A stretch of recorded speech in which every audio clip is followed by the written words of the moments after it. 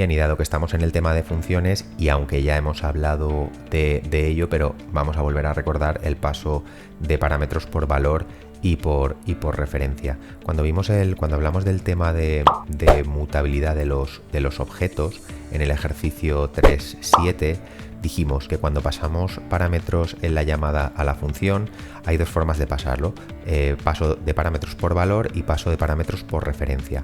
Bien, pues en el paso de parámetros por valor se pasaría el valor del objeto, ¿de acuerdo? Por tanto, aunque cambiáramos el valor de ese parámetro dentro de la función, el objeto original, el objeto que se pasó en la llamada, no cambiaría su valor. Sin embargo, en el paso por referencia lo que pasamos es un puntero, es decir, una dirección de memoria al objeto original. Por tanto, ojo con hacer cambios dentro de la función en dicho parámetro, porque sí que afectarán al objeto original. ¿Y por qué saqué el concepto de mutabilidad? Porque recordar que Python por defecto trabaja de la siguiente manera: si en la llamada a la función pasamos un objeto inmutable, recordemos, un entero, un real, los complejos, los booleanos, las cadenas, los rangos, las tuplas o los frozen sets, esos se van a pasar por valor. Y si fuera un objeto mutable, es decir, las listas, los sets, los diccionarios o incluso las clases definidas por el usuario, estos se pasarían por referencia. Bien, vamos a ver un ejemplo de paso por valor. Definimos una función a la que llamamos función, le pasamos un parámetro P1 y en el cuerpo de la función vemos que se va a mostrar la cadena P1 igual, el valor de P1, y queremos ver el identificador, recordar el identificador unívoco de ese objeto, del objeto P1. Después inicializamos P1 a 0 y volvemos a hacer lo mismo. Mostramos otra vez su nuevo valor y el identificador. Bien, entonces en la primera instrucción de la llamada da esta salida, ¿de acuerdo? Vemos que P1 recibe el valor 10 y ¿qué ocurre aquí? O sea, ¿por qué P1 y X tienen el mismo valor? ¿No se trata de objetos distintos? Siempre hemos dicho que X era una variable global, que P1 era una variable o en este caso un argumento local. Bien, pues lo que está ocurriendo es lo de siempre, una pequeña trampa que nos hace Python, ya que dado que tenemos dos variables que inicialmente tienen el mismo valor, pues para qué ocupar varias direcciones de memoria con el mismo valor 10. Así que lo que hace es ahorrar y internamente él utiliza la misma dirección de memoria, aunque nosotros nos pensemos que realmente son dos variables distintas, pero en realidad serían la misma, es decir, son dos objetos con distinto nombre que están apuntando a la misma dirección de memoria, por lo tanto en realidad sería el mismo objeto. Sin embargo, en cuanto yo a P1 le asigno un nuevo valor, ¿de acuerdo? Aquí P1 comienza valiendo 10, pero yo le asigno ahora el valor 0. Si ahora vuelvo a mostrar su valor y su identificador, veis, ya ha cambiado. Es decir, en cuanto P1 cambió su valor, ya directamente se crea un nuevo objeto en memoria. Con lo cual ahora sí que ya podríamos decir que son dos objetos distintos. X y P1 ya son dos objetos distintos. Y cuando termina la llamada a la función volvemos a mostrar nuevamente el valor de X y su identificador, y como podemos comprobar, ¿veis?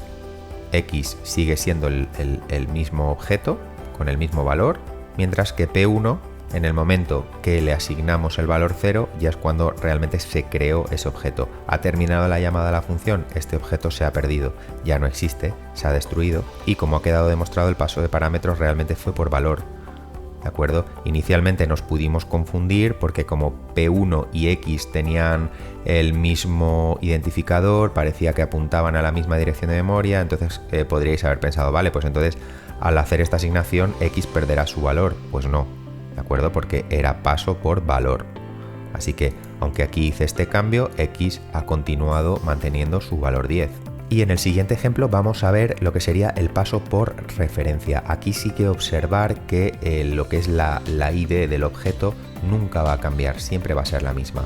Bien, pues definimos una función a la que llamamos función 2, que va a recibir un parámetro o argumento de entrada llamado entrada.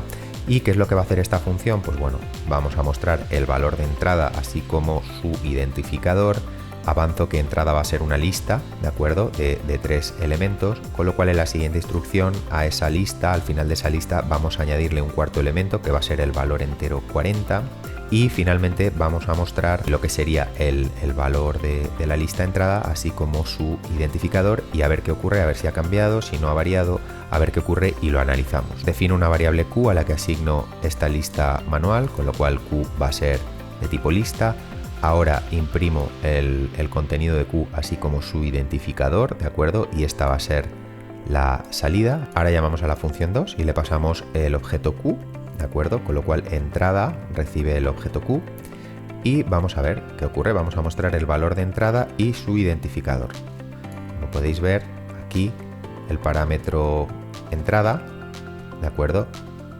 Contiene la misma lista y es que en realidad se trata del mismo objeto, es decir, ya dijimos, pero lo vuelvo a repetir, que entrada en realidad es un puntero que está apuntando a la lista Q, ¿de acuerdo? Entonces, si yo ahora a entrada le añado un nuevo elemento y vuelvo a mostrar el valor y la identificación de entrada, aquí lo tenéis, ¿veis? Se ha añadido el elemento 40 al final de la lista y el identificador sigue siendo el mismo. Pero es que ahora termina la función Q, se destruye la función Q, entrada se destruye, se pierde, y cuando volvemos a imprimir aquí el valor de Q, así como su identificador, vemos que sigue siendo el mismo, es decir, Q se ha actualizado y el identificador en todo momento no ha cambiado, ha seguido siendo el mismo. ¿Por qué? Porque realmente el paso del argumento Q se hizo por referencia.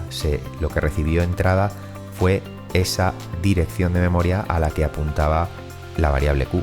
Fijaros en estas dos instrucciones que tengo comentadas. Si yo descomento esta, podríais pensar, bueno, ahora lo que va a ocurrir es que a la variable entrada, si le asigno una lista vacía, se va a perder, se va a borrar el valor de Q. Vamos a ver, vamos a ejecutar. Disculparme, no hagáis caso a esto. Ahora, esta sería la nueva salida. ¿Qué ha ocurrido? Lo mismo. Se ha generado el objeto Q con este identificador que no cambia en ningún momento. ¿Y por qué no se ha perdido el valor de Q? Pues porque en realidad se ha creado otra lista llamada también entrada. Es decir, él internamente ha creado como una copia de seguridad, ¿de acuerdo? Se asegura de que ese valor de que el valor de Q no se pueda perder, no se pueda eliminar de esta manera. Si quisiéramos borrar el valor de Q, tenemos que hacerlo de otra forma. Tenemos que hacerlo llamando al método clear, ¿de acuerdo? Si yo hago entrada.clear y vuelvo a ejecutar, disculparme, no hagáis caso a esto, ahora sí, ¿de acuerdo? Como veis, ahora sí que dentro de la función hemos borrado la lista y ahora sí que en la última instrucción vemos que Q se ha perdido. Ahora Q sí que es una lista vacía. Entonces, recordar que si queremos borrar el contenido de una lista, tenemos que utilizar el método clear.